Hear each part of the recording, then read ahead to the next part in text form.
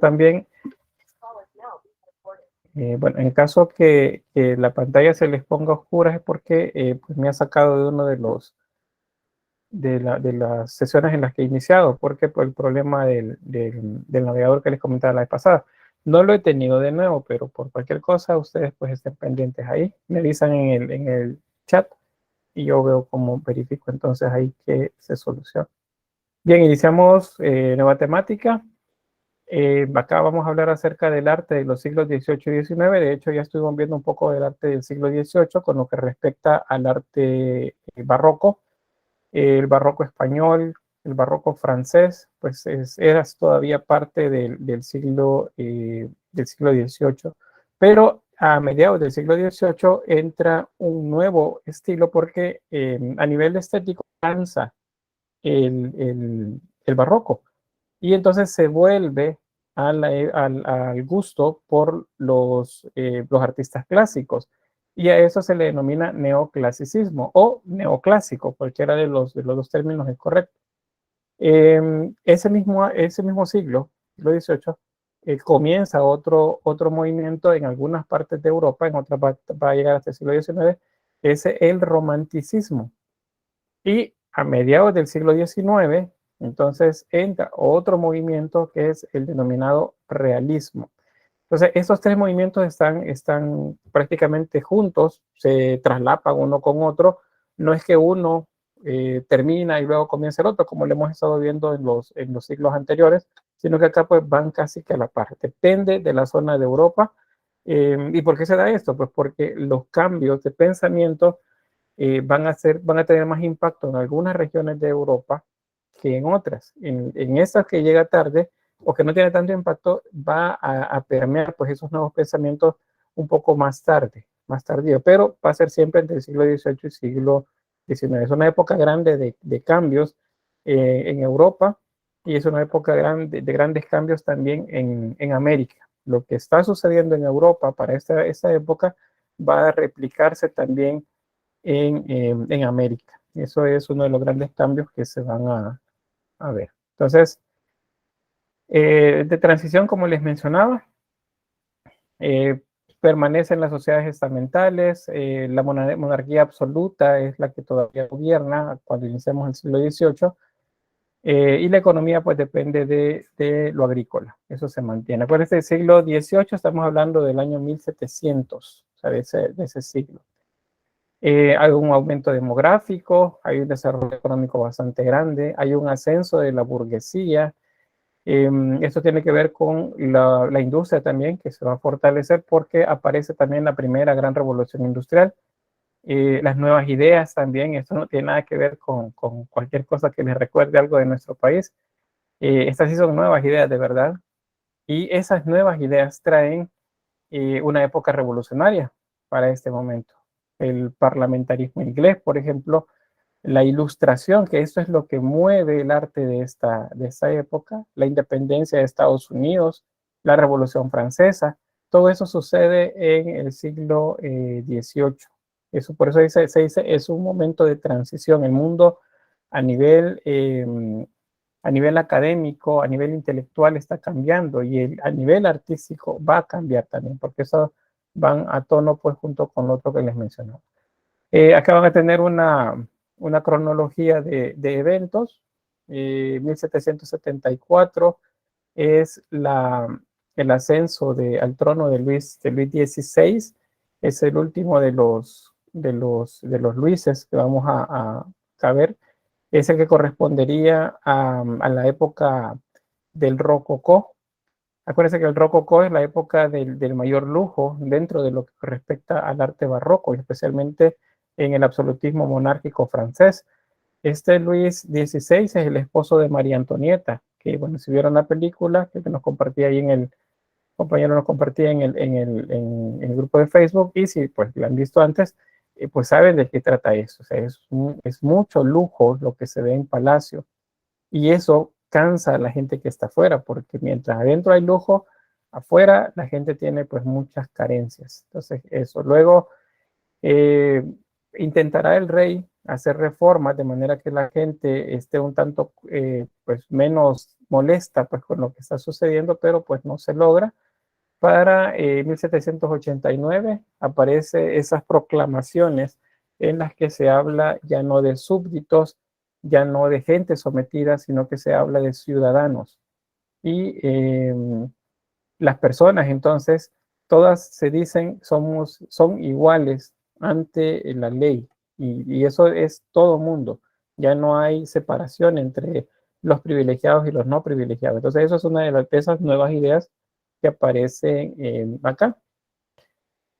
Bueno, luego viene la Constitución. Las constituciones son este conjunto de leyes que nacen a partir de la Revolución Francesa y que tienen por fin establecer deberes y derechos para los ciudadanos. Ahí se establece que todas las personas son iguales y se dice, bueno, estos son los derechos que tienen, pero también estas son las obligaciones que tienen. Entonces, esas son las constituciones. Eso es algo que se va a comenzar a replicar en el resto de países. Más o menos una década antes de la Revolución Francesa, Estados Unidos se ha independizado de Inglaterra. Esas ideas de emancipación en América pues también tienen su impacto acá en Europa. Acuérdense que los franceses apoyaron a los estadounidenses contra el dominio inglés, porque Francia e Inglaterra acá en Europa estaban en guerra. Entonces eso es lo que explica por qué Francia toma parte del lado de los grupos independencistas acá en Norteamérica. Entonces eso es lo que está sucediendo por ahí. Más o menos una década después de la Revolución Francesa aparece Napoleón Bonaparte y él lo que hace es dar un golpe de Estado a las constitucionalistas que habían surgido en los 10 años anteriores, porque hubo una primera Revolución Francesa, luego una segunda revolución, una segunda constitución, y pues Napoleón dijo, no, no, no, las cosas no se hacen así, las cosas se van a hacer de esta forma. Y aparta todo lo que se había hecho y comienza a generar un Estado alrededor de él y no se contenta con tener Francia bajo su dominio, sino que comienza una escalada de expansionismo en Europa y entonces comienza a invadir países de los alrededores para tratar de unificar y hacer un imperio, que es lo que quería. Por eso se le considera a él, bueno, se veía él mismo como un emperador, porque lo que quería hacer era un imperio en toda esa zona. Entonces eso va a tener impacto tanto en Europa como también en América. Eso va a suceder acá. ¿Qué más? ¿Qué más? Bueno, la iglesia. La iglesia está teniendo problemas para poder controlar también regiones. Ya la gente, pues, ya no se somete tan fácilmente a la iglesia, ni los monarcas lo están haciendo desde hace unos 200 años, ni la gente común, pues, comienza a hacerlo de esa forma. Entonces, la iglesia pierde poder, ya no tiene tanta incidencia dentro de los estados, tanto monárquicos como los constitucionalistas que se van estableciendo ahora. Entonces, acá vemos un quiebre grande. La iglesia se comienza a separar de todo. Y una de esas cosas de las que se separa es del arte. El arte comienza a ser más independiente de la religión. Ya no lo determina el papa o el clero, no determina qué es lo que es válido o no en el arte, sino que el artista ahora puede pues hacer lo que a él le parezca. Ese es un cambio tan grande como el que sucedió en la transición de finales del gótico al renacimiento. Si recuerdan el aparecimiento de los gremios, eso fue lo que motivó que aparecieran artesanos que se convirtieran en artesanos maestros y luego pasaran a ser artistas, porque se separan pues de los artesanos. Ahora el artista otra vez va a hacer otro cambio, va a separarse de aquellos que limitaban su trabajo, tanto la iglesia como las monarquías también. Y comienzan a presentar propuestas de su interés propio.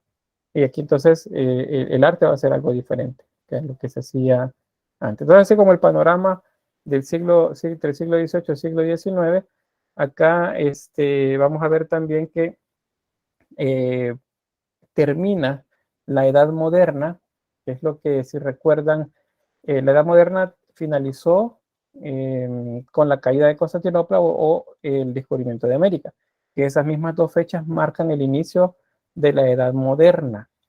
Y la edad moderna termina con la independencia de Estados Unidos o también con la Revolución Francesa. ¿Y qué es lo que sigue después de la edad moderna? Pues la edad contemporánea. ¿Cuándo termina la edad contemporánea? Pues todavía no hay quien diga.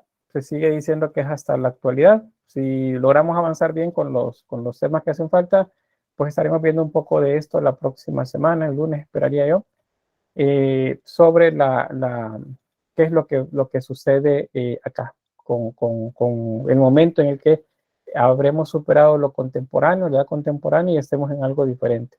Adelantándoles un poco al tema, muchos dicen que estamos en la época postcontemporánea, o dicen otros, es el postmoderno. Y ven ustedes el postmodernismo.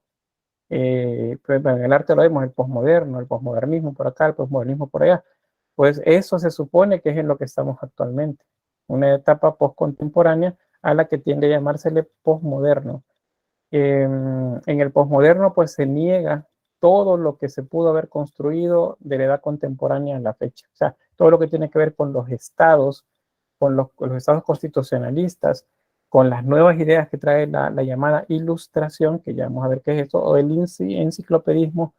El posmoderno niega todo eso, dice que eso es falso, que eso no es así, niega lo bidimensional de las cosas, o niega que las cosas sean buenas y malas, y dice que no puede haber una tercera vía, niega que en biología exista, por ejemplo, eh, lo masculino y lo femenino, el macho y hembra de las especies. Dice, ellos lo niegan, dicen, no, eso no existe, hay otras vías.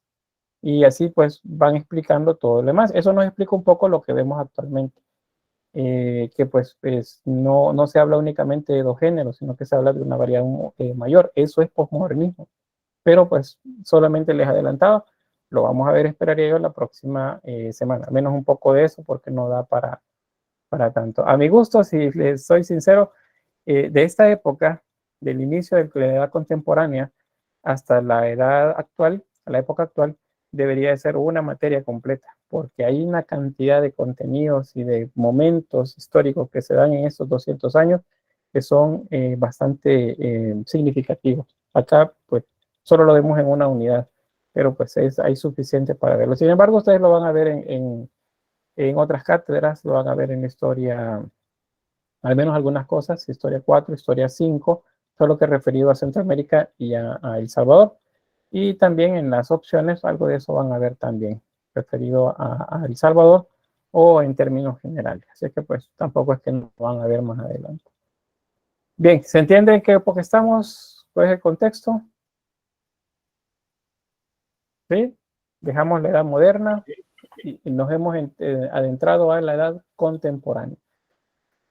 Aquí hay un par de diapositivas que voy a saltarme. Luego las revisan ustedes. Es cómo está establecida la sociedad para que veamos acá. Los nobles son el 2% del 100% de la población y son ellos los que concentran el 35% de la tierra. O sea, el 2%, que sería como que les diga, 2 personas de cada 100 controlan la tercera parte de todas las tierras.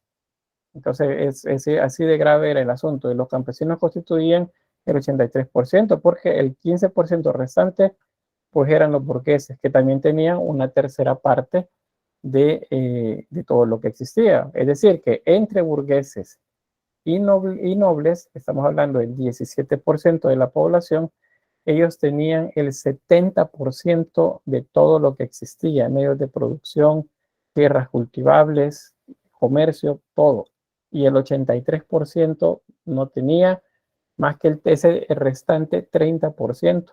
Imagínense la diferencia abismal. Y me dirán, mire, pero es que eso es exactamente lo que sucede ahora.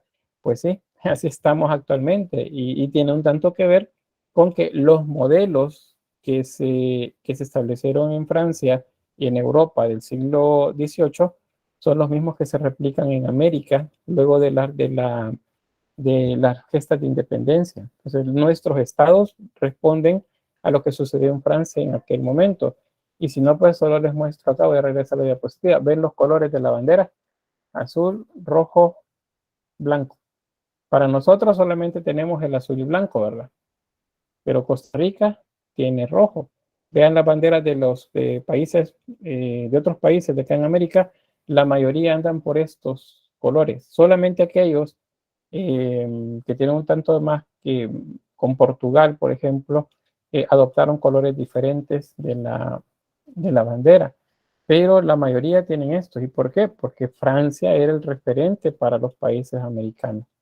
Era la antorcha, por así decirlo, que iluminaba todo. Y vamos a hablar, por cierto, de la libertad, porque hay una estatua de la libertad allá en Francia, porque todas las ciudades en América tienen una plaza que se llama Libertad, y porque esa plaza tiene una Nike que lleva una corona de laurel, en algunos casos una antorcha. Son símbolos franceses todos esos. Pero bien, vamos a irlo viendo por ahí. Luego, Napoleón Bonaparte, que ya les mencionaba, pues él pues habla de que él es un emperador, se considera, se ve a sí mismo como un emperador, y pues intenta que toda Europa pues pase a ser de su dominio. Bueno, vamos a ver por acá el mapa, cómo está para el siglo XIX, a inicios del siglo XIX, cómo está constituido Europa. Pueden ver ahí el Imperio francés, lo que está en púrpura. Esas son las expansiones de Napoleón Bonaparte. Ese es todo el territorio que logró anexar. Algunos lo hizo durante algún tiempo, pero luego fue expulsado y pues la mayoría, como ven, pues tenía a Francia como el centro de atención. Ese es otro dato también de interés, las revoluciones industriales. Vamos a ver, la primera revolución industrial se da ya por el 1700, ya vamos a ver las fechas exactas, por cierto. Esas son las dos primeras revoluciones que se dan. La primera se inventa la máquina de vapor, el ferrocarril a vapor y los barcos a vapor. Eso mejora el comercio y mejora también, bueno, el transporte en general, tanto de personas como de productos. Entonces, eso es las cosas importantes acá. La segunda revolución industrial, esa es en 1800, un par de décadas después, y acá lo que aparece es la electricidad y se establece por primera vez una cadena productiva en la que máquinas son las que están trabajando. Eso va desplazando a las personas como trabajadores. Y ojo con esto, porque para esa época entonces, cuando la gente comienza a valer menos para la industria, entonces aparece un estilo artístico que responde a cómo la industria utiliza al ser humano, y es el realismo. El realismo responde a estas dos revoluciones. Ya vamos a ver ahí cuando observemos pues las pinturas, cómo hace crítica del papel que la máquina o los dueños de las máquinas le han dado al ser humano. Aparece, por cierto, acá una nueva forma de producción. Esa forma de producción se llama capitalismo y se deja el sistema burgués, el monárquico que teníamos antes y pasamos al sistema capitalista. Un par de décadas después, a unas 5 décadas después más o menos, aparece un sistema que dice que va a superar al capitalismo y ese es el comunismo. Y bueno, va a tener su propia realidad, su propio espacio, su incidencia en algunos países y bueno, vemos 100 años después que no ha desplazado al capitalismo. Por lo tanto, es casi que seguro que no es esa la vía que desplazaría al capitalismo. El capitalismo entonces tiene unos 170 años, 180 años de existencia. Bueno, eso nos explica por qué no ha sido como sustituido. Los sistemas productivos duran más tiempo. El esclavismo, por ejemplo, fueron miles de años. El feudalismo duró pues un par de cientos de años. El sistema de comercio, luego del burgués y la monarquía, pues duró igual varios cientos de años. Entonces, tenemos 180 años, menos de 200 años de historia, no es nada, es bien poco tiempo. Entonces, por eso todavía no han sido superados. Luego tenemos las revoluciones, bueno, tenemos la máquina, esta otra acá, se lo puede acercar. La tercera revolución industrial, esta es a finales de la década del 60 del siglo pasado, 1969 más o menos, aparece la computación. En las primeras computadoras o sistemas computacionales, la ENIAC, que es la primera supercomputadora que cabía en un aula. Si han estado, déjenme ver, bueno, es uno de los talleres que ustedes utilizan para pintar o dibujar en el tercer nivel del edificio, del tamaño de esa computadora, porque todo estaba distribuido en estantes y en escritorios de esa habitación, de ese tamaño era. ¿Y para qué servía? Bueno, se establecen cadenas de producción, se establece comunicación también entre una máquina y otra, y eso sería entonces la tercera revolución industrial. Estamos actualmente en la cuarta revolución industrial, y eso es la de la inteligencia artificial. Todavía no establecen exactamente el momento de la tercera, de la cuarta revolución industrial, pero está entre el año 2011 y el año 2014. Por ahí está todavía no está bien establecido. Sí nos debe quedar claro que la primera revolución industrial es la máquina de vapor y la segunda revolución industrial es la electricidad. Eso sí nos corresponde saberlo para este momento histórico en el que estamos observando. Ahí tienen otra diapositiva que les va a ayudar. La industria, que es la máquina de vapor, 1784, la electricidad, 1870, la informática, que es la ENIAC, la primera computadora, es 1969, y la digitalización es el año 2011-2014. Eso tiene que ver con el momento en el que dejamos de utilizar dispositivos físicos para guardar información y la información pasa entonces a un espacio virtual que está en todas partes y al mismo tiempo en ninguno, que se llama la nube. En ese momento es que aparece la cuarta revolución industrial. Seguramente habrán más en las décadas que vienen, pero pues en ese punto es en el que estamos actualmente. La era de la digitalización, que es la cuarta revolución industrial. Y en ese contexto pues entramos ya al neoclásico. ¿Preguntas acá? ¿Está quedando claro la importancia del siglo XVIII y esa transición al siglo XIX? ¿Sí? Bien, todo claro, me dicen por acá. Todo claro, licenciado. Muy bien. Bueno, entonces pasamos al neoclasicismo. Si encuentran neoclásico, es lo mismo. Neoclásico o neoclasicismo, estamos hablando de lo mismo. Les decía, el barroco terminó por cansar a los consumidores de él y a los productores, que eran la monarquía, el burgués, pues se cansó, bueno, la misma iglesia también, y también el productor, que es el artista. El artista también dejó de producir ese tipo de arte sobrecargado y comenzó a poner los ojos otra vez en la producción del arte que recordaba la gloria de Grecia y Roma. Tiene eso que ver con lo que, si ya vieron el video del Rococó, era el descubrimiento de Pompeya y Herculano, esas ciudades que quedaron sepultadas por el Monte Vesubio en el siglo I de nuestra era. Bueno, al inicio de nuestra era. Resulta que pues la gente quedó encantada con lo que se encontraba ahí y comenzó a ser pues parte de lo que comenzó a consumir. Entonces, voy a hacer un breve resumen de estas diapositivas. Si ustedes se fijan acá, hay texto, pero eso se lo voy a dejar para ustedes para que avancemos a las imágenes. Solo decirles que el siglo XVIII se conoce como el siglo de las luces. Se habla de este término, de la ilustración. Se habla también de esto, de la enciclopedia o el enciclopedismo.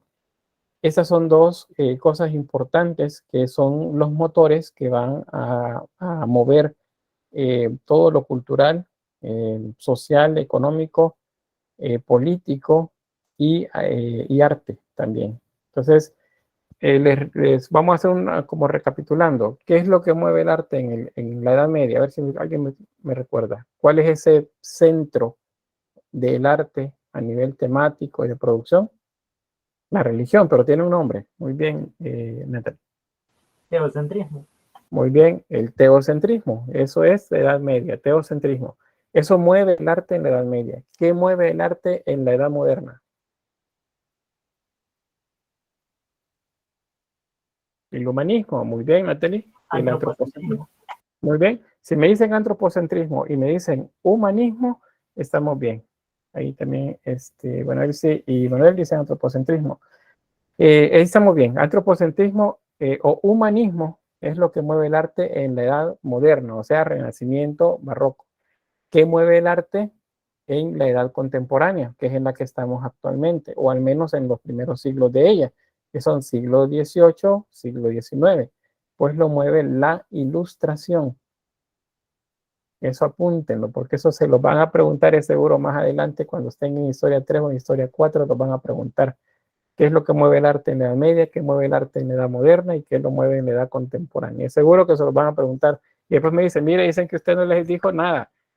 Y digo, ahí están las clases grabadas, están las clases. Es que no se les debe olvidar. La edad contemporánea, pues la ilustración es la que lo mueve. ¿Qué es la ilustración?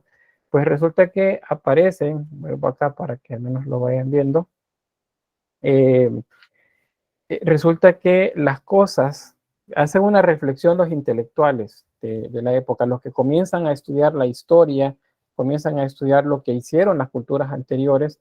Esta es la época en la que se comienza a hablar de Bizancio y se comienzan a establecer periodos, se comienza a catalogar toda la producción artística de los siglos anteriores.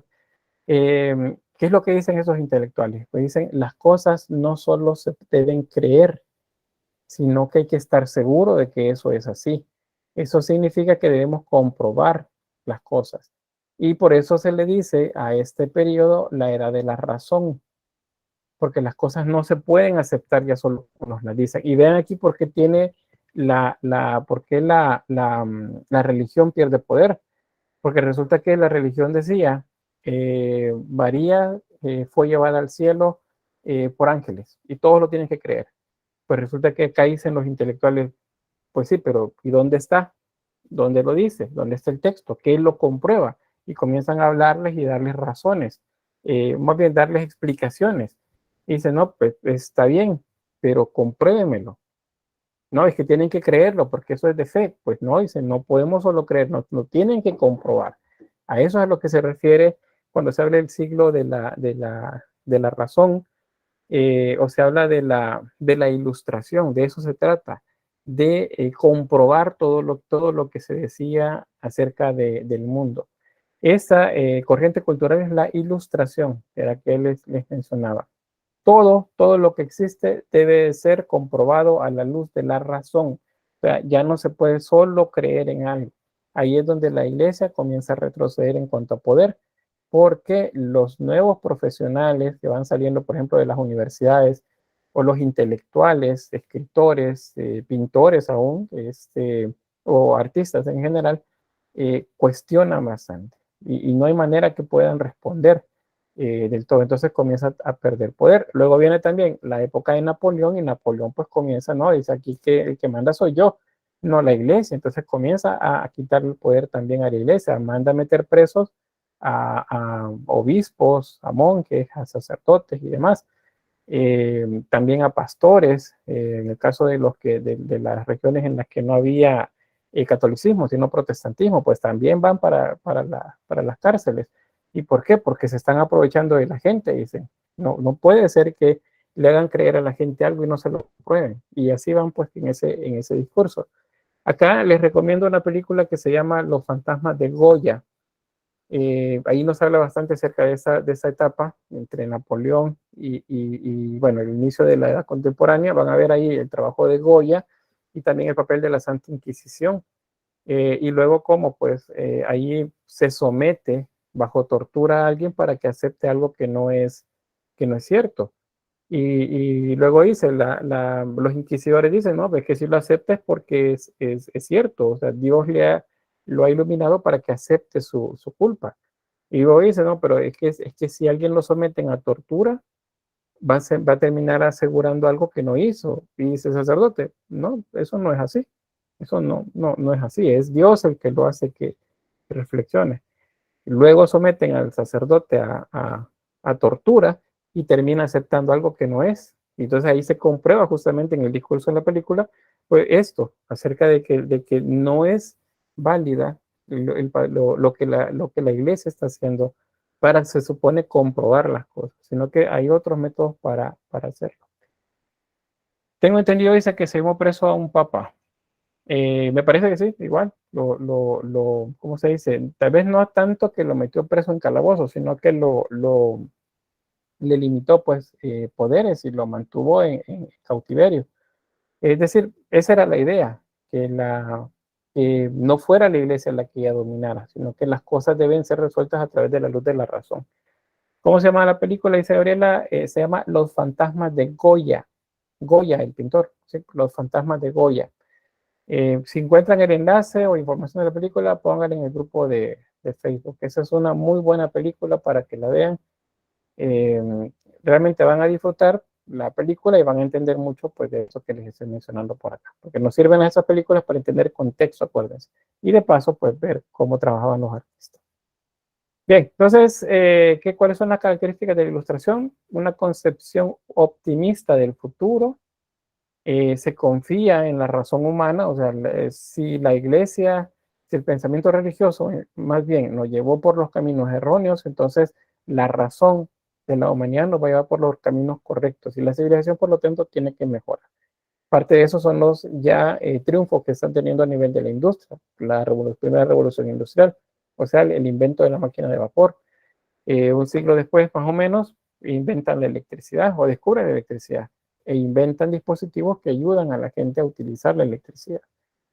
La tolerancia o indiferencia religiosa también aparece en movimiento secular, o sea, la gente ya no necesita estar dentro de la iglesia para considerarse que sería feliz o para considerarse como plena, sino que la ciencia puede cubrir ese espacio también, y entonces se separa prácticamente. Lo del universalismo se refiere a que pues todos somos iguales y por lo tanto todos estamos sometidos al mismo tipo de problemas, que sería de leyes naturales para todos. Todos somos iguales, todos somos entonces, que sería parte de un proceso y eso pues lo establecen por ahí. Se es crítico también a todos los sistemas políticos, especialmente a la monarquía, se es muy crítico a ella. Luego, la defensa de la libertad de pensamiento, esto es también importante, a nadie se le puede perseguir porque piense diferente, eso acuérdense, lo hacía la religión. Si alguien pensaba diferente al margen de lo que la iglesia decía, pues entonces lo perseguían y lo mataban. Pues eso dicen, no puede ser, no puede ser. Todos tienen derecho a tener un pensamiento diferente y válido pues para ellos. Y luego una preocupación grande por educar para que la sociedad progrese en función que está siendo educada. A todo esto, junto con la enciclopedia, el llamado enciclopedismo, fue lo que hoy es lo que constituye la ilustración. La enciclopedia o el enciclopedismo es un compendio de información, o sea, los libros que andaban dispersos por todas partes comienzan a juntarse, a formar colecciones de determinadas áreas y a estar a disposición de la gente en bibliotecas. Así como el arte también comienza a estar a disposición de la gente en grandes casas. Eso poco a poco se van a convertir en museos. Entonces, el arte y el pensamiento está al alcance de todos, para que todos se eduquen. A eso se le llama enciclopedismo. Entonces, eso es parte de la ilustración, como les mencionaba. Bien, aquí es lo que les he estado explicando. Ahí van a tener el texto para que lo revisen. Algunos autores de esta época, Voltaire, Locke, Montesquieu, Rousseau, se habla acerca del ciudadano, ya no solamente como de un feligrés, por ejemplo, de un súbdito, sino que ahora es ciudadano y se hablan de los derechos como está escrito acá, dice derechos del hombre, porque para la época es válido en cuanto al contexto, me refiero, es válido esto de derechos del hombre y del ciudadano. Actualmente sabemos que esta palabra por sí misma ya no representa a la humanidad. Entonces decimos derechos de las personas y de los y las ciudadanos en este caso. Muchos otros movimientos van a avanzar acá también, que van dándole ese progreso a la sociedad y van dejando ya al margen a la religión. La religión va a quedar por allá y por eso el arte comienza a moverse de manera muy independiente a lo que había sucedido antes. También, producto de las revoluciones industriales, viene el sometimiento de mucha gente a trabajos bastante duros, especialmente las mujeres y los niños los obligan a trabajar por mucho menos que lo que trataban a un esclavo. Entonces comienzan a aparecer las luchas por reivindicar los derechos de la mujer y los derechos del niño también. El arte también participa de eso, haciendo denuncia visual de todo eso que sucedía en el momento. A eso, ese momento histórico en el arte se le llama realismo. Eso es lo que se produce por ahí. Bien, voy a avanzar.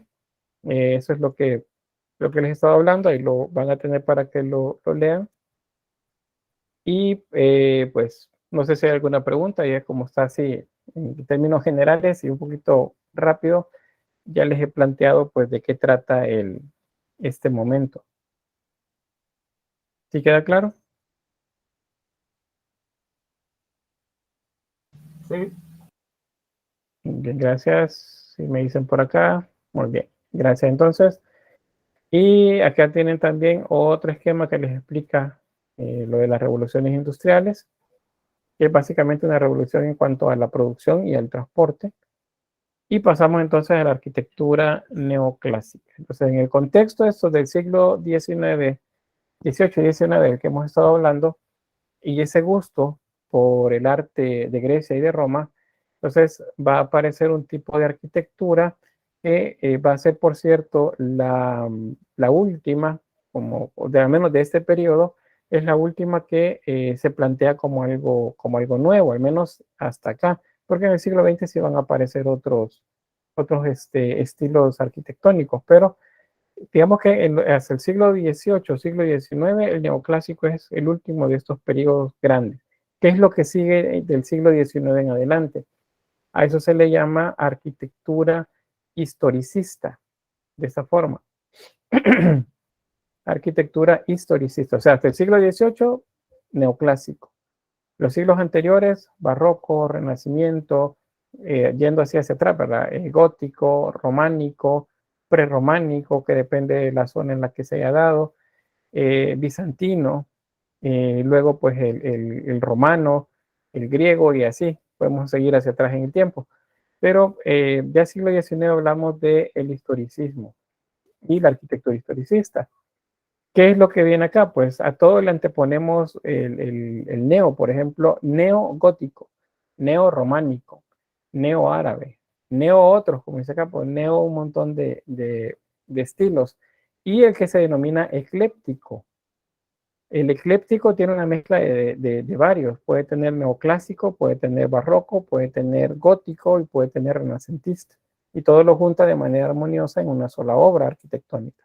A eso se le llama ecléptico.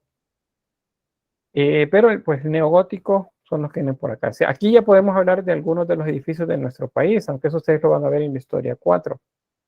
Pero, por ejemplo, la catedral no, perdón, la iglesia del Calvario en San Salvador, la iglesia del Sagrado Corazón, la que está por la calle Arce, en San Salvador también, ambas son de estilo neogótico. Lo podemos decir gótico porque no se hicieron en el periodo gótico, se hicieron en el periodo de la arquitectura historicista, o sea, neogótico.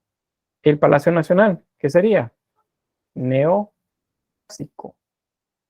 ¿Se entiende ahí? Lo que vamos viendo, mucha de la arquitectura, los edificios, eh, guardan todavía algo del neoclásico en San Salvador.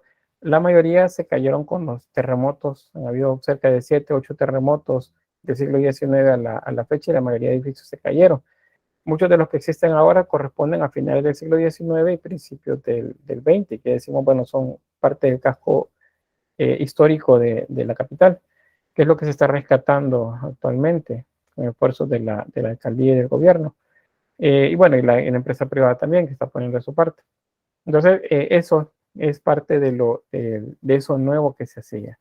Aparece también la arquitectura del hierro. Antes de este momento, antes del siglo XIX, el hierro no se utilizaba para las construcciones. Se ocupaba la madera, se ocupaba el concreto, pero el hierro todavía no. Pero con la primera revolución industrial, pues comenzó a utilizarse para puentes, estaciones de ferrocarril, pabellones y galerías comerciales y edificios como por ejemplo la Torre Eiffel. Beito dice, ¿qué significa neo? Neo significa nuevo. Entonces si decimos neogótico es como un nuevo gótico. Neorrománico, nuevo románico. Neo es nuevo. Ah, bueno, ahí me estaban diciendo ya.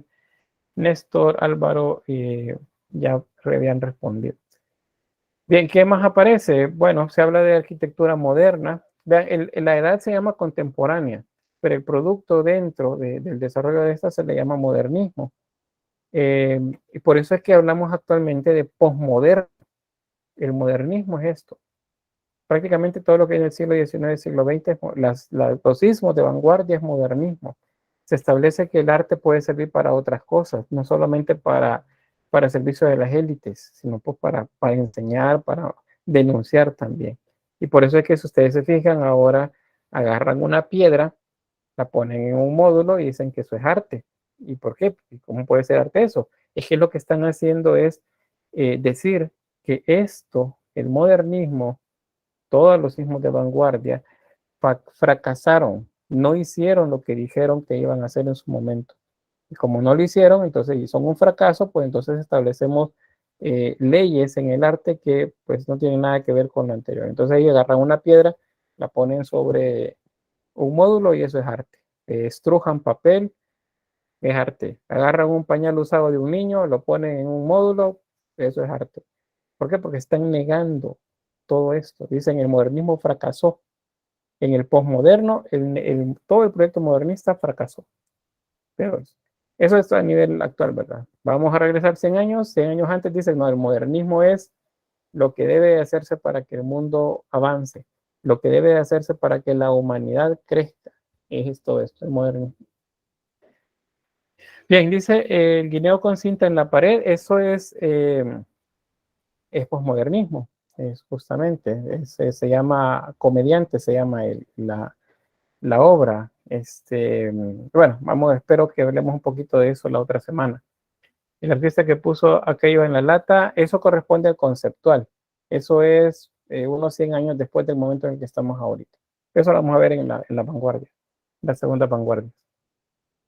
Bien, entonces acá hay características, el uso de los órdenes arquitectónicos y todo pues el sistema constructivo según lo que los romanos habían hecho antes. Entonces por eso vemos que en el neoclásico comienzan a aparecer pues columnatas, edificios que rememoran las basílicas, por ejemplo, romanas, los grandes edificios romanos, los arcos triunfales, arcos del triunfo, acuérdense, eso tiene que ver con Napoleón, ¿verdad? Y la Revolución Francesa, y se van estableciendo esos símbolos del triunfo de esas nuevas ideas, entonces lo hacen a la manera de los romanos, por eso se llama neoclásico, todo eso que aparece por ahí.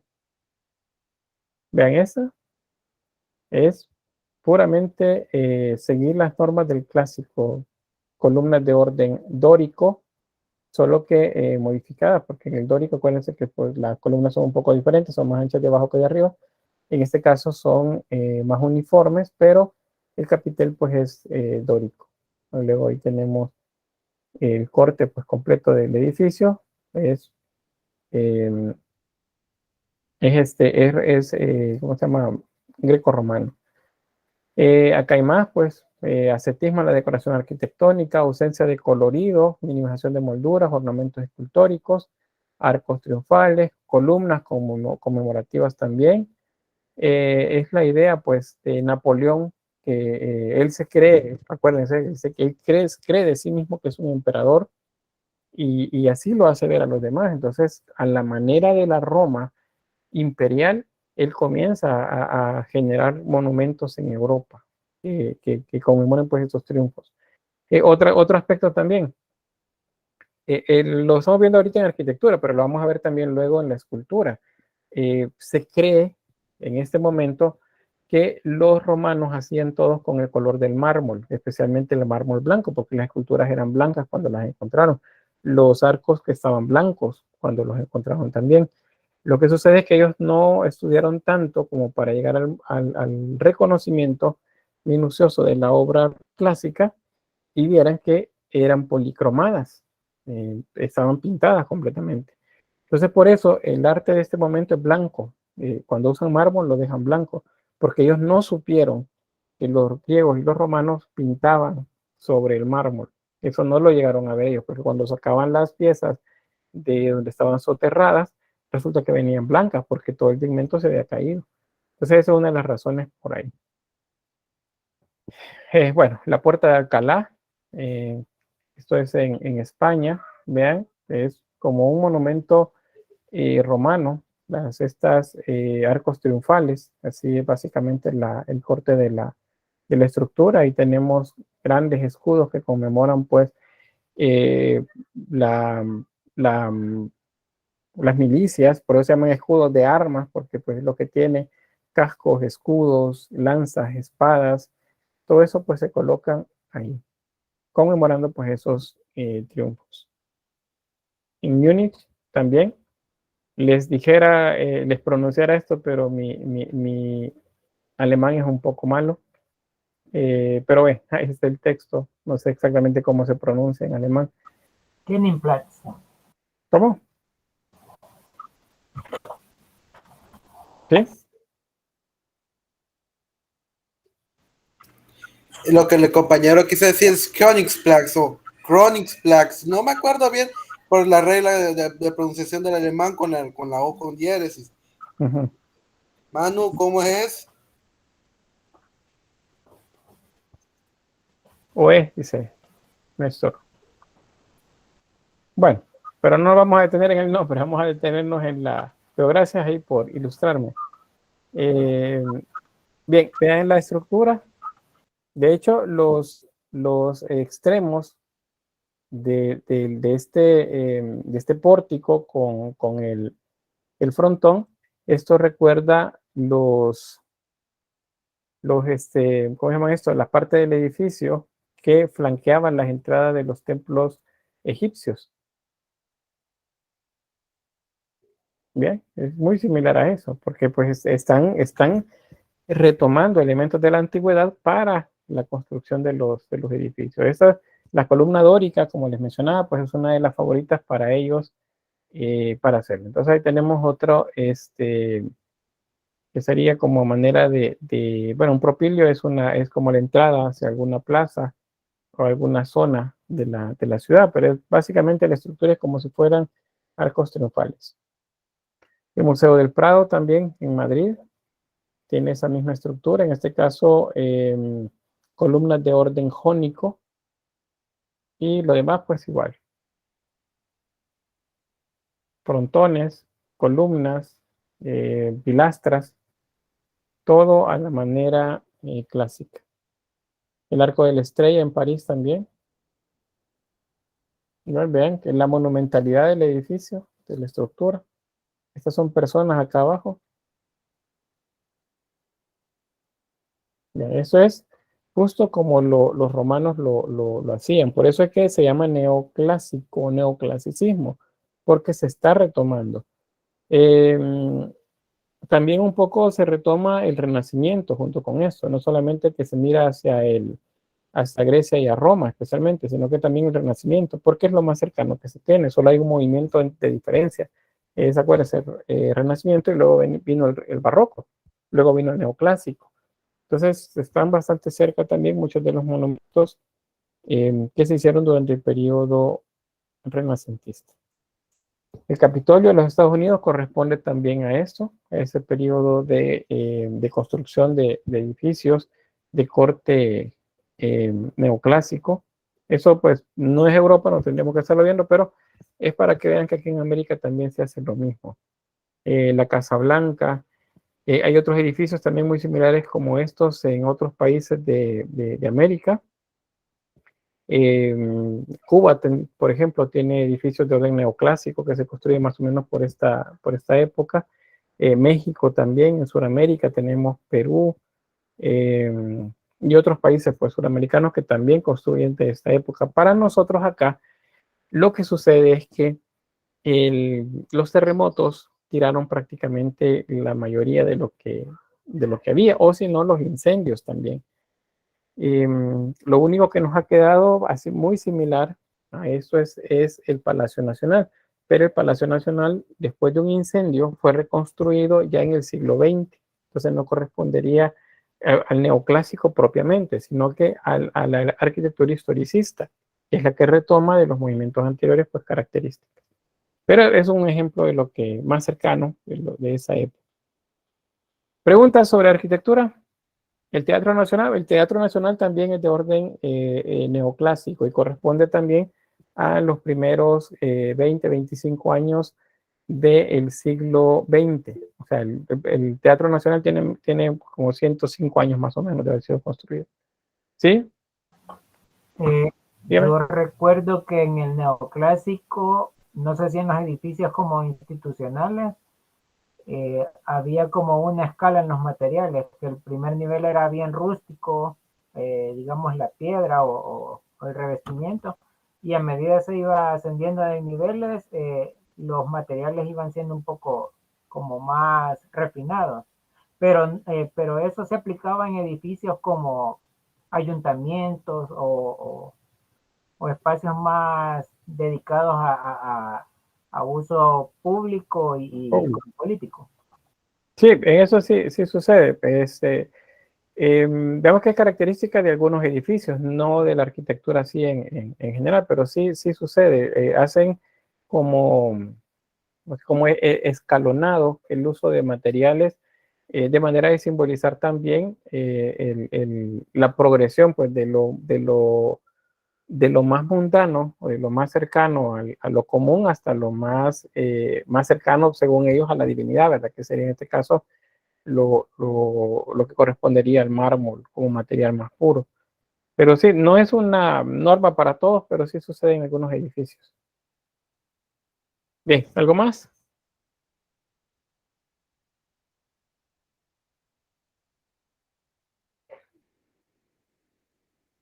¿No? Bueno, entonces pasamos a la escultura. En la escultura sucede básicamente a nivel temático, pues lo mismo de lo que ya les he mencionado. Se ocupa como tema, pues, los referentes a la mitología grecorromana. Se retoma también como ejemplo a todas las esculturas que van siendo desenterradas de esos lugares arqueológicos que han descubierto, comienzan a imitarlos también. La escultura griega tiene mucho interés para los artistas en este momento y van a ser retomados para la construcción de retratos, por ejemplo, o de monumentos conmemorativos, especialmente Napoleón, por ejemplo, que él se considera a sí mismo como un ser divino, como un emperador romano. Entonces, de él pues se hacen varios monumentos. Las temáticas, pues como les decía, la mitología, también los monumentos públicos, que son monumentos a personajes importantes, militares, por ejemplo, el retrato, en el caso de la burguesía, que busca perpetuarse en el tiempo con imágenes que le representen, los monumentos funerarios también, los mausoleos, comienzan a aparecer de nuevo, y luego dentro de la mitología, por cierto, hay un tema bastante recurrente, y es ¿cómo se llama esto? Eros y Psique. Eros, ¿se acuerdan? Es el dios del amor, del amor un poco más inocente, el Cupido que vemos por ahí, pues niño, pero él, recuérdense, lo vimos en el siglo I, hay un mito referido a que cuando el hermano de él nace, que es el que representa la pasión, entonces Eros crece, o sea, cuando Anteros nace, el amor pasional, entonces Eros crece, porque el símbolo para los griegos era que el amor crece solo si hay pasión, si no, no crece. Ese es el símbolo porque Eros en algunos casos es un niño y luego es un adolescente. Es un adolescente cuando el hermano nació. Entonces, dentro de los mitos alrededor de Eros adolescente está el de Psique, ¿se acuerdan, verdad? Que es que él se enamoró de ella, le iba a matar y resulta que terminó enamorado de ella. Y entonces, pues todas las aventuras luego que viene con aquello de que él llegaba por las noches a visitarla y ella no sabía quién era, hasta que le dicen, no, te voy a dejar una espada o una daga y te voy a dejar una lámpara. Y en la noche cuando esté dormido lo iluminas con la lámpara y si es un monstruo lo matas. Entonces ella hace caso, usa la lámpara y cuando ve que realmente es alguien bello, entonces se descuida, cae aceite caliente de la lámpara y quema la piel de Eros. Y entonces él observa la escena, que es la lámpara y la daga. Y entonces pues abandona ¿cómo se llama? A Psique, por eso mismo, por lo que ella hizo, porque le dice no hay amor sin fe. Y entonces él luego se va. Entonces, esa representación de ella es justamente lo que encuentran los intelectuales de esta época, los que están moviendo las ideas de la ilustración, lo encuentran como lo más adecuado para representar este momento en el que no se debe solamente de creer, se debe de comprobar que las cosas son de esa forma. Entonces, es un tema recurrente. Vamos a ver por qué y cuál es el escultor principal de esta época también. Bueno, ahí un poco de texto de lo que ya les he hablado, se lo voy a pasar para que luego pues lo lean, así me centro en las imágenes, solamente pues les punteo las características. Esto de la perfección técnica es también algo que ya veíamos con Bernini, si recuerdan, en el periodo barroco italiano. Lo que se llama virtuosismo técnico. Es algo que va más allá de lo que se había hecho en los periodos anteriores con respecto a la escultura. Hay una idealización también de las imágenes y una simplificación de volúmenes. O sea, eso es porque es la escultura neoclásica es una reacción en contra de la escultura barroca. En el barroco hay más información visual, si recuerdan, textura, dobleces de la ropa, mucho volumen en el cabello, mucho movimiento en las figuras. Esto va en contra de eso, es una reacción en contra. Entonces se vuelve eso, una simplificación de volúmenes y una idealización. Poses y vestimentas inspiradas en las esculturas clásicas, porque es lo que ellos están observando que están siendo desenterrados en los lugares en los que han encontrado pues, vestigios de esa cultura. Producción de vestimenta adherida al cuerpo, el paño mojado, ¿se acuerdan? O el paño húmedo, pues eso lo repite. Y abandono de lo erótico en la representación. Esto aparece como una manera de agregarle sensualidad a las figuras. Ahí tenemos un ejemplo. Antonio Canova es el escultor importante de este momento. Hay otros más, pero quizá el más representativo es Canova, tanto por los temas también como por el virtuosismo técnico. En este caso, las tres gracias. Hace un tanto como Bernini, que representa la piel, que está sometida a presión, por ejemplo, en el caso de las manos que presionan la piel, entonces se percibe el hundimiento. También el virtuosismo en cuanto a la representación de texturas, el pulimento, por cierto, del mármol que logra Canova está muy cerca de lo que Bernini llegó a hacer en algún momento y para muchos pues Canova lo supera todavía a Bernini en cuanto al acabado de las imágenes que realiza. Ahí podemos ver ¿bien? Telas y las texturas. Es completamente liso la textura del mármol. También notemos que es blanco completamente. Es porque en este momento creían que los griegos y los romanos las esculturas las hacían blancas, que no tenían pintura. Entonces ellos la hicieron a la manera grecorromana, pero sin pintura. Si lo hubieran hecho igual que los griegos y romanos, pues entonces hubieran policromado el color de la piel, los ojos, el color de la ropa, las telas, todo hubiera sido policromado, pero no lo hicieron porque en ese momento pensaban que no se pintaban. Eros y Psique también de Canova. Vean, este es el tema que les mencionaba. Ahí tenemos a Eros y Psique depositándole una mariposa en la mano. La mariposa es un símbolo del pensamiento y se relaciona un tanto con las ideas de la razón también, del pensamiento ilustrado. Entonces, este tema de Eros y Psique es muy gustado por Canova porque representa justamente el momento histórico que estamos viendo. Vean lo del virtuosismo técnico, la limpieza y suavidad del mármol, es casi como que estuviéramos viendo porcelana por el tipo de calidad del trabajo. Eso es también algo muy avanzado para la época. El paño húmedo también. Acá. Si se fijan, en la parte de los genitales, Eros tiene una hoja. También es otra de las cosas que se replican. Muchas de las esculturas griegas que habían sobrevivido en Roma, en edificios o palacios vinculados también a la Iglesia Católica, pues hubo un papa que los mandó a castrar a todos, ¿verdad? Porque se consideró que era pecaminoso. Pero luego vino otro y dijo, no, miren, eso se ve feo ahí, póngale una hoja donde antes tuvieron su sexo, de manera que se vea más natural. Entonces, como esas ya están ahí, tienen 200 años, muchos piensan que esas fueron hechas de esa forma, cubriéndoles los genitales. Entonces, por eso se siguen haciendo así, de esa forma. La mariposa es el pensamiento y se vincula a la razón como tal.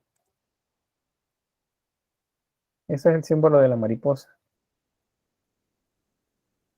Está depositando en las manos de Eros, Psique, es la que representa la razón, lo está depositando en Eros, que representa el sentimiento.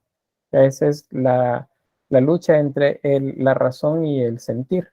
Eso es lo que plantean acá y que representa de manera muy objetiva el pensamiento de la época. Están en esa lucha entre que las cosas no deben solamente creerse, deben comprobarse a la luz de la razón. Otro más de Canova. Vean, el tema sigue siendo Eros y Psique.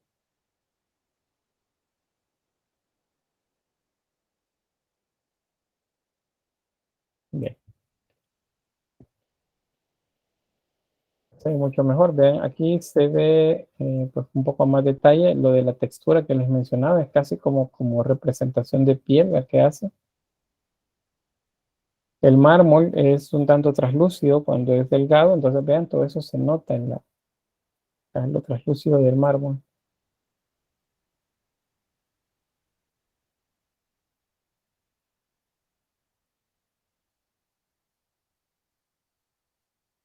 Bien.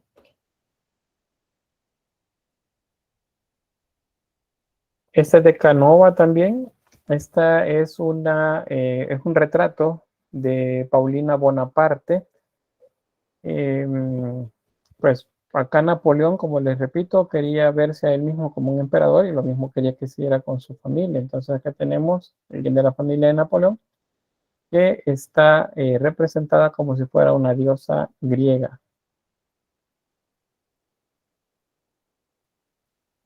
Okay.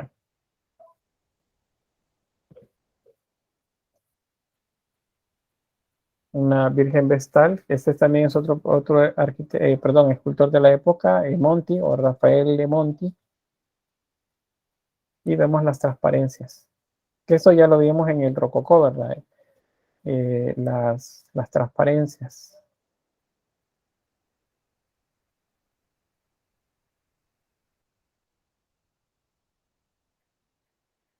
Me dice, mire, pero ese es barroco, es rococó.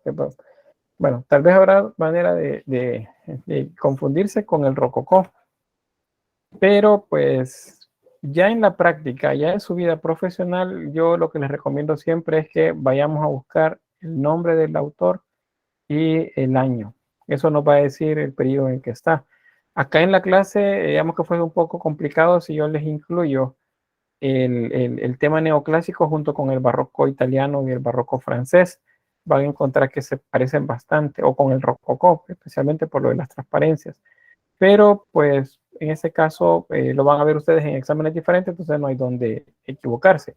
Ya si ustedes me dicen que esto es rococó, aun cuando en ese examen no vayamos a meter ese tema, pues entonces ya algo está fallando en cuanto a cómo estamos sistematizando la información.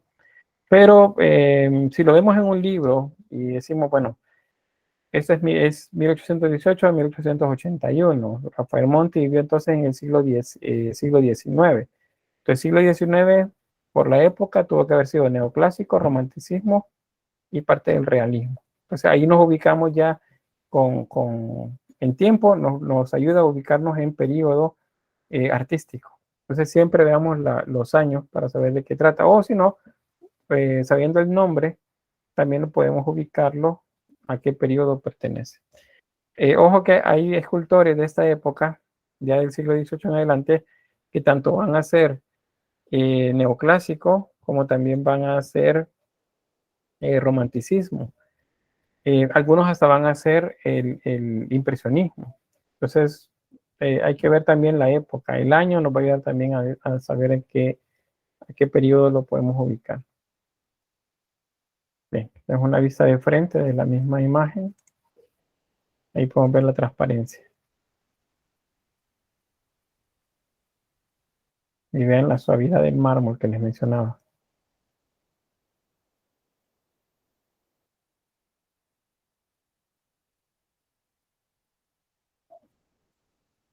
Bien, estas son parte de la nobleza. El escultor es Johann Gottfried Schadow y es Luisa y Federica de Prusia, que es el tema. Acá, aunque las telas son abundantes, si se fijan, y por esa abundancia nos remitiría quizá al barroco, pues entonces digamos, aquí se había un poco de confusión si esto es barroco o eh, o si es neoclásico. Pero entonces otra vez nos vamos al autor, o al que esto estaría ubicado en el siglo XIX. Entonces el siglo XIX definitivamente que es neoclásico.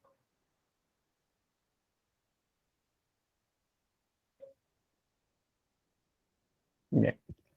¿Preguntas? ¿No? ¿Todo está quedando claro? Sí, licenciado. Bien.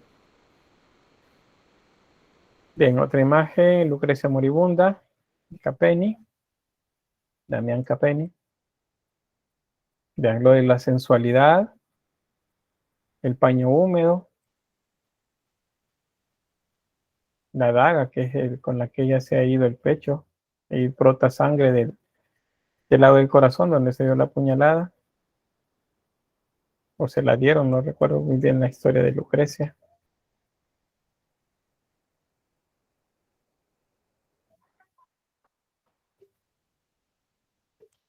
¿Ve? Ahí está la herida.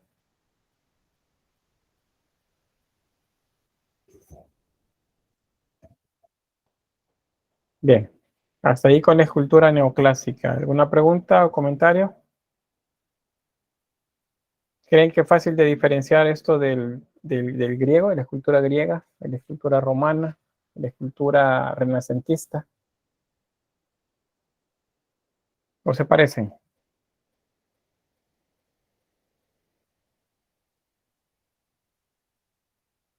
La razón, se Faustino. En el caso de, bueno, sí, ahí el tema es fácil de identificarlo como neoclásico. Si el tema es Eros y Psique, puede que sea, puede, digo, pues también puede, porque no descartamos que en la época griega se hayan hecho esculturas de esa temática. Meitio dice, tiene diferencias en las facciones de las esculturas. Sí, siempre hay diferencias, pero también hay bastantes similitudes. Acá les repito, ya en la vida profesional de ustedes, ya en su trabajo, ya en su crecimiento pues, profesional, la clave está en buscar el año y en buscar el autor. Si ubicamos año y autores, seguro que podemos ubicar el periodo. Eso sí, los periodos debemos de manejar. Debemos saber en qué momento se desarrolla cada uno. Si les digo barroco, me dicen, siglo XVII, siglo XVI, siglo XVIII. Si les digo neoclásico, bueno, siglo XVIII, siglo XIX. Romanticismo, siglo XIX. Realismo, siglo XIX. Entonces, eso lo debemos de saber manejar. Creo que es más reconocible creo que el más reconocible es el barroco. Sí, por la cantidad de información visual que tiene, las texturas, el movimiento de las telas, eso lo hace más fácil de identificar, eso sí es cierto. Y dentro de los tres barrocos que vimos, del cual lo podemos diferenciar bien rápido es del español, porque el español es otra cosa, conoce que es imaginería polícroma, pero en Francia y en Italia es bastante parecido al neoclásico, pero la diferencia está en esa sobriedad, en que sería ese alejamiento que se da del exceso de detalles y de sobrecarga compositiva. Ahí podemos encontrar la diferencia. Bien, entonces creo que estamos claros con esto. Si no, díganme. ¿Sí? Vamos entonces a la pintura. Bien, de nuevo voy a pasar a las imágenes. El texto pues ahí les queda. Les voy explicando en la medida que aparecen las imágenes, pero pues básicamente es que muchos pintores se van a Italia o a aquellos lugares en los que pues se conoce de obras del periodo clásico, que sería Roma, Grecia, y estudian, especialmente, acuérdense, Herculano y Pompeya se encontraron pinturas. Entonces, muchos de estos lugares en los que se está encontrando nuevas o imágenes más bien que atestiguan pues, el arte de aquella época, comienzan a convertirse en referencias. No hay fotografías, no hay libros en los que se reproduzcan las imágenes, al menos con tanta fidelidad, y entonces hay necesidad de viajar, de ir a hacer apuntes, de ir a estudiar in situ estas imágenes. Y luego, pues el artista viene potenciado con eso a proponer pues, una obra basada en aquellos clásicos, pero con un toque más moderno, más contemporáneo en este caso. ¿Qué características? Bueno, la racionalidad, que es lo que les mencionaba. Eso significa que la obra compositivamente es muy ordenada. La claridad y la armonía también en la imagen. Eso es muy a la usanza del Renacimiento, casi con la precisión matemática del Renacimiento. Linealidad y contorno fuerte. Eso significa que hay un predominio del dibujo por sobre el color. ¿Qué significa eso? ¿Cómo leo eso en la obra? Si yo digo que hay predominio de la línea por sobre el color, significa que las imágenes están delineadas. Hay más línea que color. Cuando digo el color predomina más que el dibujo, significa que los contrastes de color son los que de manera conceptual nos generan líneas. O sea, nosotros vemos líneas, pero si nos acercamos vemos que no hay una línea dibujada, sino que nuestro cerebro entiende una línea a partir del contraste de color. De esa manera es como se explica esto de predominio del dibujo sobre el color o al revés, o viceversa. En este caso, linealidad significa que hay contorno. Composición con predominio de la ortogonalidad. Eso significa los ángulos rectos, o sea, las composiciones son en L. En algunos casos aparece o vuelve a aparecer la composición clásica, pero en L o diagonal son con la mayor parte ¿cómo se llama? De composiciones que aparecen. Por eso se habla de ortogonalidad. Lo ortogonal son ángulos rectos. A eso se refiere esto de ortogonalidad. El color subordinado al dibujo. Otra vez, esto lo juntamos con linealidad y contornos fuertes. O sea, hay contorno, hay línea que separa un color de otro. Y el volumen se representa a través del modelado escultórico con fuertes contornos lineales. Otra vez vamos a esos contornos lineales. Modelado escultórico significa que se ocupa el volumen, luz y sombra para generar los volúmenes en la forma del cuerpo de la figura humana. Bueno, ahí vamos a tener otro diagrama. Ahí solamente hay que ir chequeando ahí las líneas para ir entendiendo el orden en que se va desarrollando, pero básicamente es una reacción hacia el barroco y al rococó, este tipo de pintura, perdón. Entre los pintores pues tenemos a Jacques-Louis David, que es el que vamos a ver por acá, pero Ingres, Goya, Mengs son otros de los pintores que vamos a ver por acá y vamos a encontrar los temas vinculados siempre con el uso de la razón. Este es el juramento de los Horacios de Jacques-Louis David. A nivel de contenido, esta obra representa el juramento de 3 soldados, que son hermanos, sobre sus armas, es decir, juran defender a la patria a costa aún de su propia vida. Eso están haciendo acá, están jurando por sus armas. Luego vemos acá, al otro lado de la escena, que hay 3 mujeres, una de ellas con niños, y todas pues se lamentan y lloran por lo que está sucediendo. Se entiende dentro de la imagen que estas 3 mujeres son las esposas de estos 3 soldados. Vean que la usanza del traje de los soldados es romana. Es como un traje romano, porque es lo que está de moda en este momento. Es todo que tiene que ver pues, con Roma o con Grecia. Bueno, resulta que estas 3 sí son las esposas de estos 3 personajes, pero ellas son extranjeras a la nación de ellos. O sea, ellas no nacieron en el mismo país. Ellos van a ir a defender la patria de soldados extranjeros. Resulta que en los soldados extranjeros están los hermanos de ellas. Entonces, si los enemigos son hermanos de ellas, significa que estos van a ir a luchar contra quienes. Hablando de relaciones familiares por afinidad. Ellos van a luchar contra los hermanos de ellas. ¿Quiénes son ellos? Los cuñados. Muy bien. Natalie y Dinora también dicen 2 cuñados, correcto. Van a ir a luchar contra los cuñados. Y bueno, pero ¿cómo van a ir a luchar contra el cuñado? Y dicen, no, pues es que me cae mal el cuñado. Pues resulta que eso es justamente el espíritu ese racional del que nos habla la ilustración, de lo que nos habla esta época. Ellos van a ir a luchar, van a defender su patria, aún pasando por sobre los aspectos sentimentales. O sea, ellos no son ya los hermanos de ella, ahora son enemigos de la patria. Por lo tanto, no importa el dolor que causan a sus familias, ellos defienden a su patria.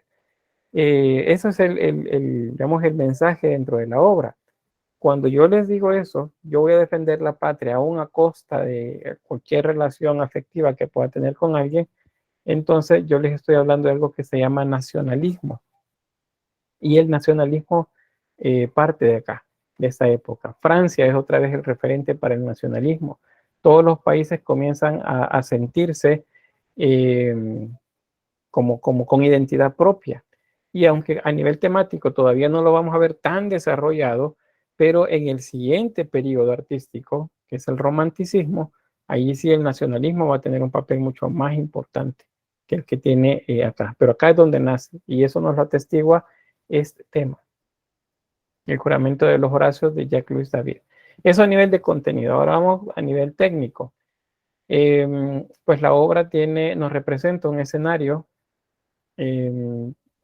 neoclásico o clásico, si lo quieren ver así. Pudiéramos sacar aquí las composiciones, la línea de horizonte estaría ubicada acá, a la altura de las cabezas de ellos, dado que nosotros a ellos los vemos de frente, pero a ellas las vemos de arriba hacia abajo.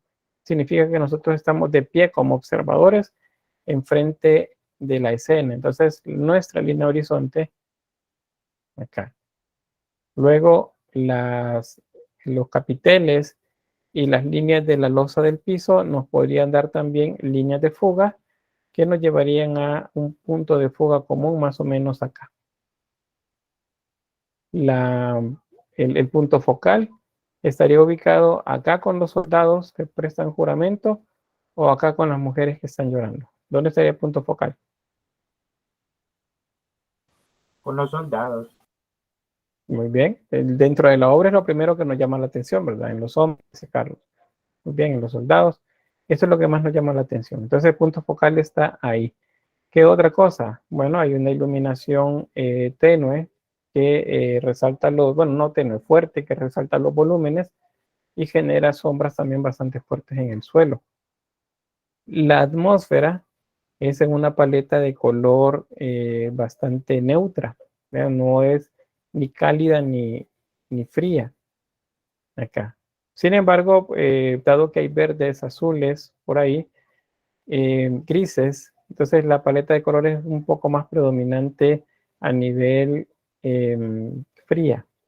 Y vamos a ver bastantes composiciones con una paleta de color fría acá en el neoclásico. Bien, a nivel de composición, esto nos lleva a una composición horizontal. Acá, la parte de líneas son horizontales de las imágenes. Acá no hay composición clásica, no hay uso de la diagonal, porque si se fijan no hay nada que nos compense acá arriba, más bien las imágenes están inferior izquierda derecha y hacia el centro de los cuadrantes, es más o menos por acá, donde debería estar el punto focal. Bien, ahí tenemos dos pinturas de Napoleón Bonaparte. Acuérdense que él pues se vio a sí mismo como un emperador y así quiso que lo recordara. Veo Napoleón cruzando los Alpes y ahí lo vemos pues en un caballo recibiendo los fuertes vientos de la zona, apuntando con su mano derecha hacia adelante, diciendo pues que avancen las tropas, allá las tropas moviendo cañones en medio de las montañas y la bandera de Francia por allá también. De hecho, la ropa de él es justo esos colores lo representan, el rojo, el azul, el blanco, es la bandera francesa. Luego esta otra, vean, el mismo Napoleón, pero pintado como si fuese un emperador, ataviado con pomposos trajes de la realeza.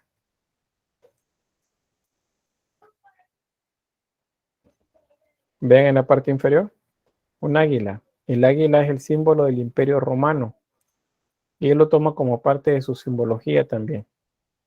La corona de laurel en la cabeza de él también nos dice, pues, nos habla de Apolo y por lo tanto le da más énfasis a ese carácter divino con el que él quiere mostrarse. Eso es publicidad, básicamente, propaganda para el emperador. Ahí tenemos otra más. Esos son retratos más de la burguesía. Tenemos María Luisa de Parma, de Rafael Antonio Mengs, y Carolina Murat y sus hijos, de Francisco Gerard. Ahí podemos ver. Vean la gama de colores, este es principalmente fría. Hay una cantidad bastante grande de verdes y azules.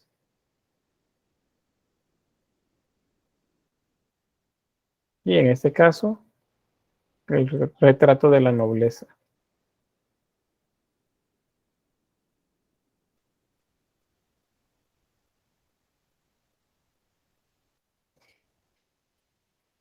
Bien. La vendedora de Cupidos, de Joseph Maripien.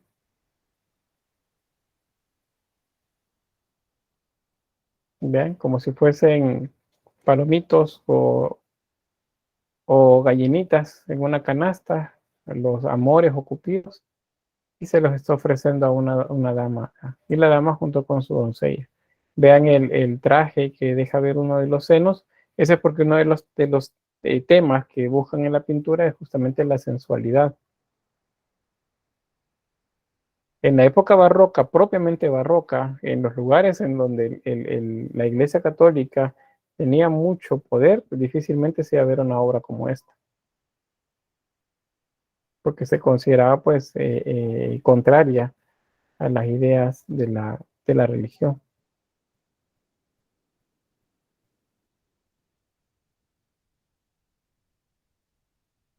Otra de Jacques-Louis David, la muerte de Sócrates. Si recuerdan el caso de Sócrates, pues él fue condenado a muerte luego de haber sido acusado por algunos adversarios suyos de ser contrario pues, a muchas de las normas de la época y poner en duda mucho de lo que estaba planteado por otros filósofos o con ideas contrarias a los gobernantes. Entonces, pues es obligado a beber cicuta, que es el veneno, y bueno, con eso muere. Entonces vemos allá en la escena que los acusadores, Anu, creo, Canito y Licón, me parece que se llaman, se van de la escena. Y acá los súbditos de Sócrates están pues lamentándose lo que él va a hacer, y después él va a tomar la copa con el veneno y con su mano izquierda levantada es como si está sentenciando que él tiene la razón, que él tiene, aún siendo que es condenado a muerte, él tiene la razón. Según algunos analistas de la silla más de contenido de la obra, este es Platón, este que hemos sentado acá. Y ahí vean una paleta predominantemente fría, aunque veamos acá rojos, pues principalmente fría la paleta.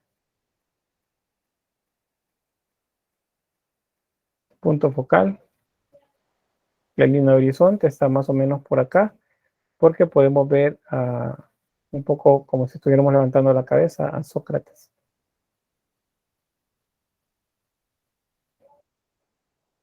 Bien, esta de Ingres, este pintor, nos acerca a algunas pinturas que se desarrollan más bien en el periodo romanticista, pero que ya hay algunos en el periodo neoclásico, que eso se llama lo orientalizante de la obra.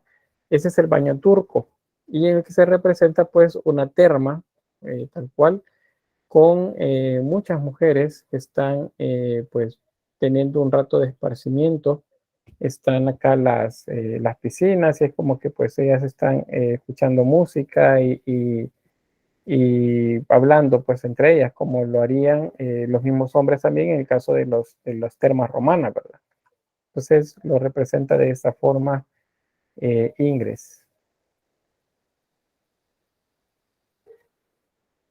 ¿Sí? Mucho rigor al detalle. Y pues una particularidad es que el lienzo es redondo, no es cuadrado. Bien, ¿preguntas ahí?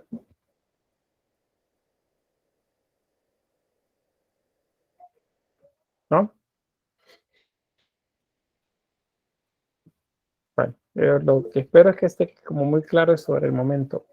¿Sí, Álvaro? Yo tengo una duda, si no sé si es mi mal pensadez o qué, pero siento como que la pintura anterior, la del baño turco, parece, creo que escogió el lienzo redondo, como que sugestionando, como que viendo a través de algún hoyo en la pared, ¿está? Digo yo, pensando yo tal vez turbiamente. Bueno, podría ser, pero yo creo que es un poco más bien de la investigación que hacen los artistas en cuanto a formatos diferentes de estructura, pues para las composiciones. Bien, ¿aparece alguna mujer de color ya? Bueno, sí, bueno, esto tiene que ver un poco con las etnias o las razas, como decían antes, pero es más bien con los grupos étnicos. No todas son de tono de piel claro, sino también muchas de color piel oscura. Y después estamos hablando de Turquía. Entonces el tono de piel es un tanto más oscuro en general. Bien. ¿Preguntas? Si no, pues avanzamos. Y pasamos a esto. El llamado romanticismo. El romanticismo obedece también a la misma época, o estaban bien ubicados en la misma época de la que hablábamos de el racionalismo, el enciclopedismo, la ilustración en general. Corresponde a la misma época, pero acá se idealiza bastante. Cuando hablamos de romanticismo, no debemos pensar en cuestiones sentimentales como tal, es decir, que no se refiere a que vamos a ver un tema o temas vinculados al amor, por ejemplo, porque contrario a eso, que es lo que muchos creen, el romanticismo da bastante énfasis a la muerte y, y a temas pues que no son tan agradables, sino que lo que sucede es que en el romanticismo lo que se hace es idealizar esos aspectos que son considerados malos, la muerte, por ejemplo, el dolor, la pena, en general, pues todo eso se idealiza, o sea, se presenta de manera diferente. Entonces, acá unos datos, vean, son varias diapositivas de texto, no voy a detenerme tanto en ellas, pero sí mencionarles que representa ese momento una revolución en el pensamiento, en la vida política y social también. Aparecen como tal las guías que llevaron a la gente a la Revolución Francesa, por ejemplo, esa ansia de libertad, del individualismo, o sea que todos somos diferentes y por lo tanto todos tenemos aspiraciones individuales que puede de alguna manera luego convertirse en aspiraciones colectivas, pero pues que se nos respete a nosotros aquellos pensamientos individuales que podamos tener. También la democracia y el nacionalismo, el que ya les hacía mención hace un rato. Acá en el romanticismo el nacionalismo aparece como parte de los temas. Aún en las pinturas, por ejemplo, de paisaje, en las pinturas de paisaje se nota esto que se llama nacionalismo, especialmente en la pintura romántica de Norteamérica, Estados Unidos especialmente. Muchos de esos paisajes ideales que representan son para exaltar la naturaleza de su país. Entonces, por eso es que está vinculado al nacionalismo. Luego, pues en Francia, la democracia, el individualismo y la libertad, las ansias de libertad. ¿Qué temas? Pues bueno, el egocentrismo. La idea es que los aspectos interiores de cada persona pues son válidos y por lo tanto desde ahí el artista puede pintar también. Y pues debe de estudiarse el pensamiento de las personas para poder entender eh, lo que representan. Entonces a eso, por eso se refiere a eso del egocentrismo. Tenemos, por ejemplo, esta obra, El caminante sobre mar de nubes, en los que este Gaspar David Friedrich representa a alguien que está parado pues, en un lugar muy alto, observando al mundo lejano y distante de él, pero al mismo tiempo percibiéndose superior a todo eso que está allá en la lejanía. O sea, a eso se refiere el egocentrismo. Luego, la libertad. Principalmente la libertad es uno de los aspectos que va a buscar representar el romanticismo. Las ideas que venían con la Revolución Francesa y que de alguna forma ya se estaban observando con el neoclásico y luego las revoluciones de Napoleón también, el imperio napoleónico, contrastan un poco también con el tipo de pintura idealista que vemos acá. Pero o sea, el tema es el mismo, lo que cambia es la manera de representar. A este punto, por cierto, cuando arranca el romanticismo, el neoclásico todavía está en vigencia. O sea que los dos movimientos van uno a la par del otro. No podemos verlos como separados, sino que hay un momento de traslape en el que el romanticismo va a la par del neoclásico. Están juntos. Y pues se busca, el espíritu romántico pues busca ser libre principalmente y cuestionar pues todo aquello que lo ata a algo. Una de esas cosas que lo atan es la religión. Entonces se rechaza las imposiciones de la religión y se busca por el contrario pues siempre la reivindicación de la razón. Eso a partir de la ilustración, como ya les mencionaba. O sea, los dogmas religiosos para los pintores románticos no valen. Y en general, pues así lo plantean. Es la ilustración la que vale para ellos. Esta de Delacroix, Eugene Delacroix, es uno de los cuadros que mejor representan esa ansia de libertad. Vean ahí, en este caso es una mujer que va guiando al pueblo hacia la victoria por sobre pues, los soldados caídos que representan a los que están en contra de las reivindicaciones democráticas y del individuo y de los ciudadanos. También la juventud representada a la par de él. Vean este joven con armas en sus manos, pues corriendo hacia adelante. Y ella pasando por encima de los muertos. Y acá el pueblo, vean, tanto personas que representarían al campesinado como también a los burgueses.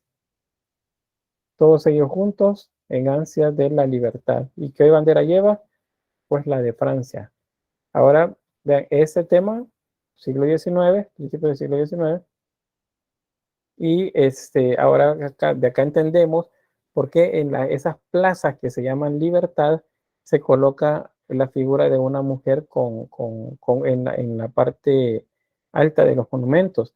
Esa mujer se convirtió en las Niké, porque las Niké son símbolos de la victoria, ¿verdad? Entonces, la victoria que guía al pueblo. En este caso,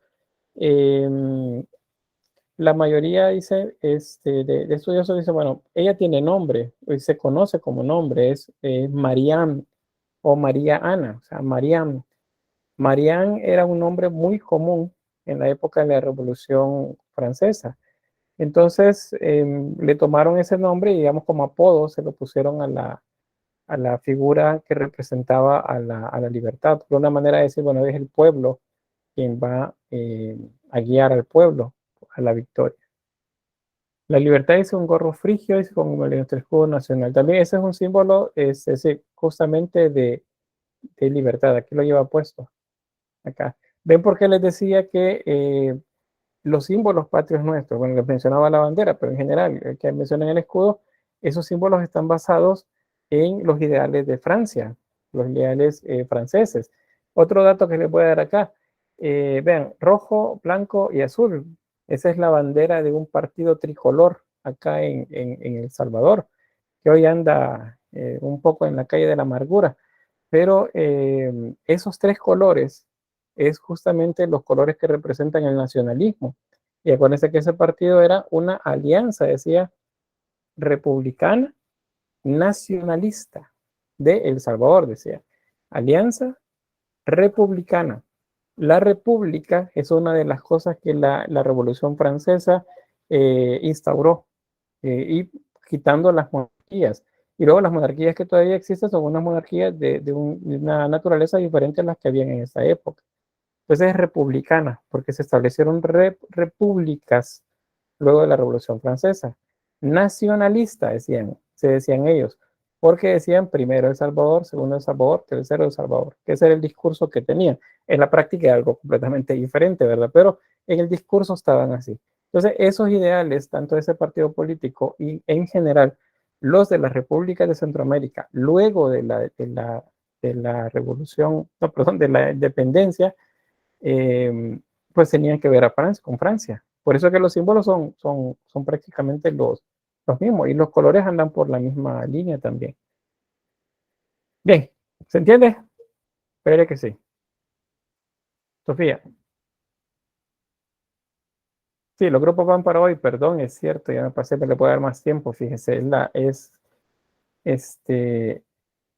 me recordé de eso. Ahorita, donde tenemos entonces por acá, que tengo la grabación y vamos lo de los grupos. Eso lo hacemos en un momentito.